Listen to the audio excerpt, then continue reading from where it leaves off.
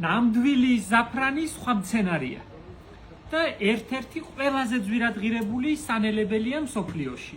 ბოლქვოვანი მცენარია, გაზაფხულზე ყვავის. ირანში მოყავთ, ინდოეთში მოყავთ, აზიის ქვეყნებში და ოქროზე ძვირი ღირს, გრამობით იყიდება. სამი ცალი, ერთი პატარა პინწკალი რომ ჩადოთ ბრინჯში, თელ ქვა ბრინჯს მისცემს ოქროსფერს. ის სხვა რამეა.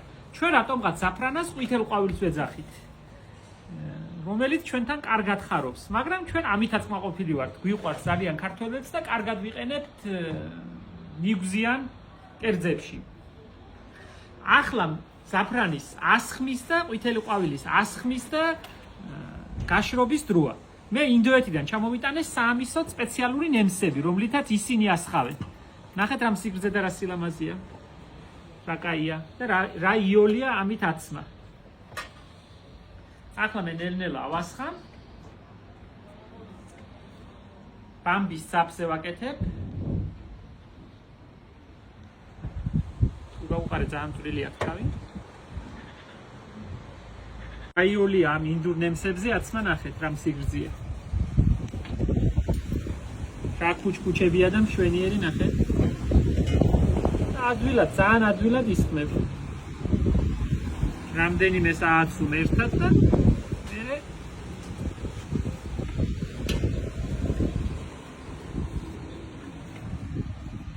რა კუჩკუჩა ნახე და რა სული აქვს. ოქროსფერს ხდის ჩვენს ნიგვზიან კერძებს და გადასარევია. არაჩვეულებრივი საშუალებაა, ვისაც თვალის და მხედველობის პრობლემა აქვს. ამ ზაფრანის ყვავილის ნაყენი პირდაპირ ენიშნება მხედველობის პრობლემისთვის ადამიანებს.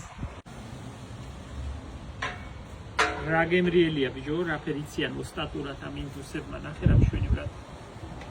გამოვიდა თლად წვრილებიც მაქვს, უფრო წვრილი ყვავილების ასაცმელად.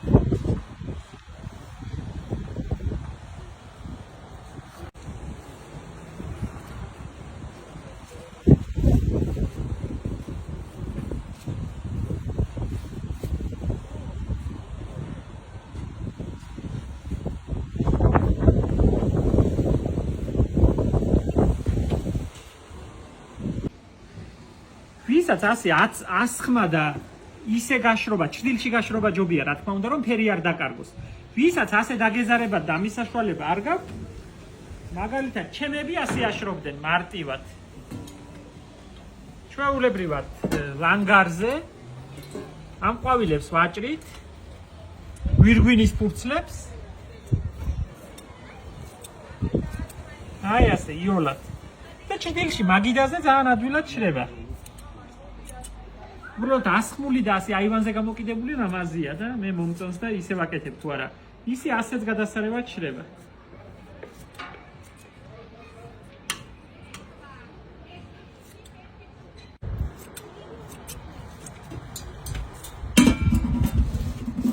ასე გაკაკალებული და გაშლილი ადვილად შრება. მე ადვილად გამშრალს, ჭრდილში გამშრალს. ან ხელით მოუფშნით თუ ცოტა გვაქვს, ან საფქვავ მანქანაში დავქვავთ და არაჩვეულებრივი სანელებელია, ყველაფერს უხდება, რა ვიცი, მე ვერც წარმომიდგენია ზაფრანის გარეშე ქართული სამზარეულო.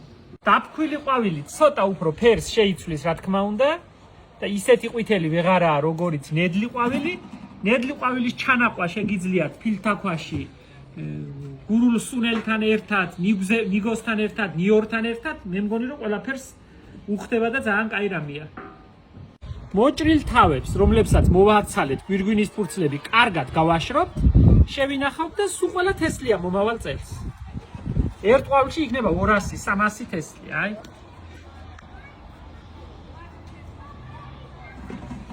დასათესად გადასარევად ამოდის. ზოგიერთი იშვიათად ქაჩალი შეერევა და ისეთი ბუთხუზა ყვავილი არა აქვს, მაგრამ უმრავლესობა კარგია. აი, რა კარგი თესლები აქვს.